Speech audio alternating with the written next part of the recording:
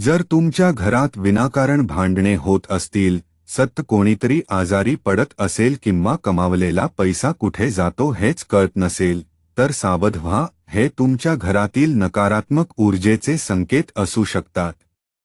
यावर एक जालीम आणि सोपा उपाय म्हणजे दररोज संध्याकाळी घराच्या कोपऱ्यात एका वाटीत खडे मीठ ठेवा किंवा कोळशावर भीमसेनी कापूर आणि धुपाचा धूर संपूर्ण घरात दाखवा. मिठाचे पाणी आणि कापूर घरातील नकारात्मक लहरी शोषून घेतात आणि सकारात्मकता निर्माण करतात. तसेच सकाळी उठल्यावर घराचे मुख्य प्रवेशद्वार किमान 10 मिनिटे उघडे ठेवा, जेणेकरून ताजी हवा आणि ऊर्जा घरात येईल. ज्या घरात स्वच्छता आणि ईश्वराचे नामस्मरण असते, तिथे नकारात्मक शक्ती कधीच टिकत नाही. हा छोटासा बदल करून पहा, तुमच्या घरातील चिडचिड थांबेल आणि